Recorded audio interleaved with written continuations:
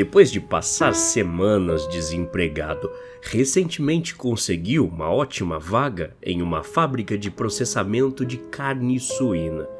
Nessa empresa, recebo incríveis R$ 225 por hora, além dos benefícios que cobrem 100% de qualquer serviço de saúde que eu precisar. À primeira vista, esse valor era bem alto se comparado com outras empresas da cidade e até do país, mas o que me incomodou de verdade foi o processo de contratação, em especial o enorme acordo de confidencialidade que tive que assinar. Mas vendo aquela quantidade absurda de normas e leis, nem sequer li uma única linha, virei a página e assinei com muita empolgação. O trabalho é extremamente fácil. Tudo que faço é sentar na frente de uma esteira rolante coberta de pedaços de porco, observar e retirar qualquer coisa que não seja carne. As coisas que eu pego geralmente são dentes, cascos, pedaços de cabelo e às vezes pedaços de metal, que presumo serem peças da maquinaria usada para cortar os porcos. Uma vez, encontrei o que parecia ser um polegar enorme com uma camada grossa de casco em sua ponta. Eu sei, às vezes meu trabalho é meio nojento. Onde estou literalmente fede e está longe de ser um lugar glamuroso. Mas pelo que estão me pagando, eu aguentaria muitas coisas piores. Ultimamente, os objetos que tenho encontrado na esteira começaram a ficar mais estranhos. Começou com coisas como pedaços de pano com estampa, claramente peças de roupa. Minha teoria foi confirmada outro dia quando encontrei metade de uma camiseta. Não era uma camiseta normal, parecia ser feita sob medida para alguém com um corpo muito estranho. Era muito larga e os braços saíam pela frente da camisa em vez dos lados. Um dia, encontrei um anel de diamante e uma aliança de ouro. É claro que uma das regras do lugar é que não devemos tirar nada da esteira para benefício próprio, mas olhei para os lados e os coloquei no bolso sem que ninguém visse. Naquela semana, consegui o dinheiro mais fácil de toda a minha vida, vendendo os anéis na loja de penhores da cidade.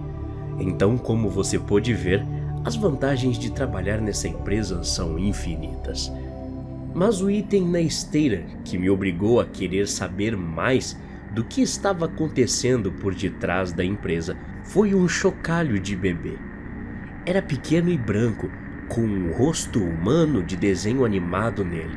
Um rosto realmente assustador, sorrindo como um palhaço sem maquiagem. Eu não tinha ideia de como isso tinha chegado junto com as carnes de porco, mas não se encaixava bem comigo ver aquilo e deixar passar em branco.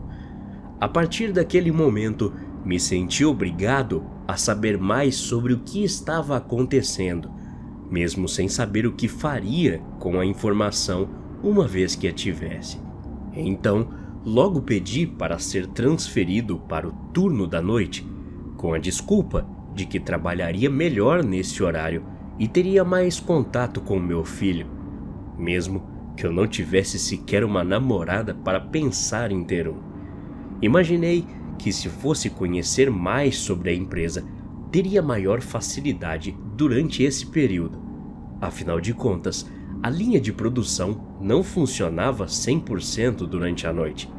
Sendo assim, a probabilidade de que alguém me visse mexendo no que não devia era menor. A missão de tentar entender as coisas tinha ao menos um ponto favorável, por eu ser o principal responsável pela limpeza das máquinas e conhecer o chão de fábrica quase completamente. Mesmo sendo um trabalho árduo e nojento, que me deixava na maioria das vezes sujo de restos de porco, a transferência para a noite veio com um extra de R$ 25 por hora. Então fiz isso com um enorme sorriso estampado no rosto.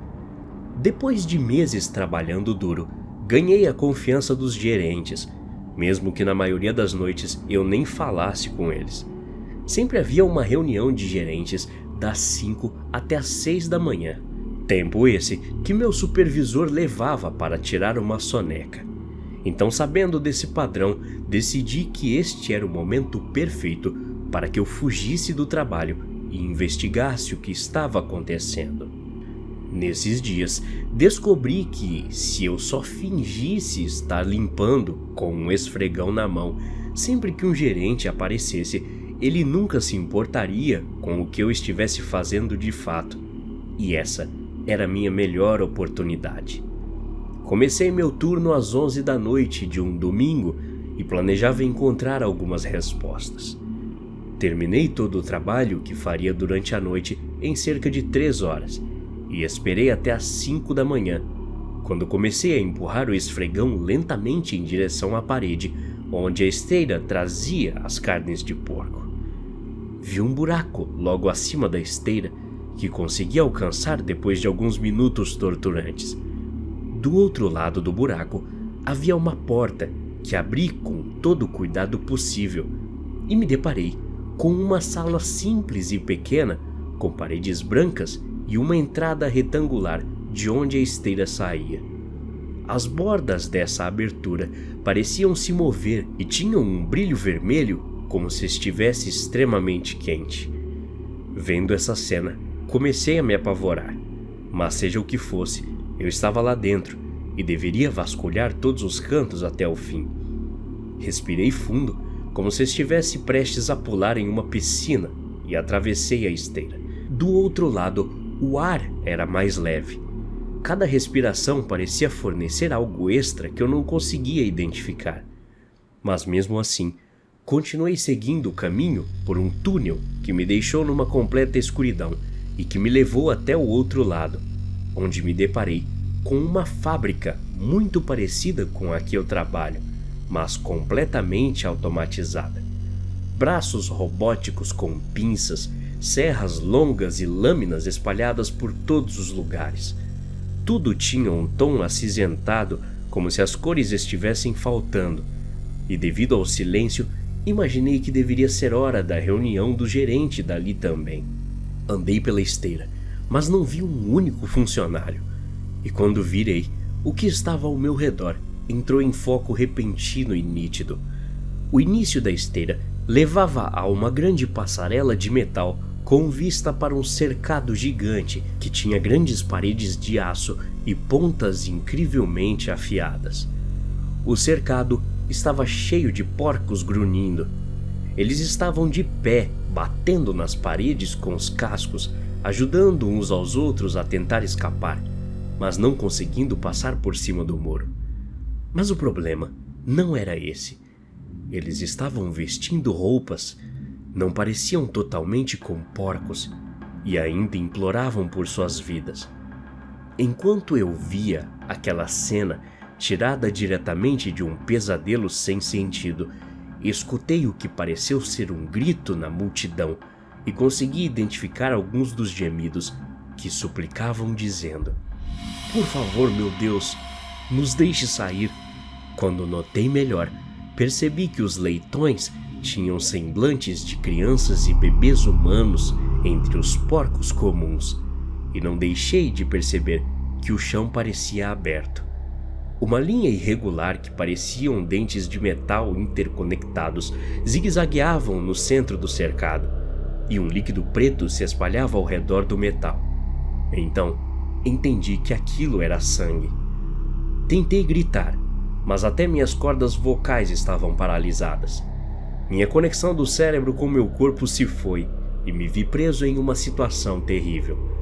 Um dos porcos modificados geneticamente me olhou, apontou na minha direção e grunhiu, fazendo com que a atenção dos outros bichos fosse voltada a mim enquanto eu estava em pane, pensando que aqueles eram os porcos que estavam processando na fábrica ao lado. Depois de minutos que pareceram horas sem me mover, consegui sair do lugar e corri de volta pelo caminho que tinha percorrido a toda velocidade. Rastejei pelo túnel tão rápido quanto qualquer humano conseguiria, e cada parte do meu corpo foi machucada de alguma forma, ao ponto de meu sangue escorrer, mas não poder ser estancado. Depois de uma vida inteira no túnel, saí do outro lado. O tamanho do buraco na parede de tijolos era menor e eu tive que me espremer para conseguir enfim chegar do outro lado. Enquanto me espremia, senti as paredes do lugar oscilando para cima e para baixo nas minhas costas, como se ameaçasse me esmagar a qualquer momento. Mas consegui voltar à minha realidade.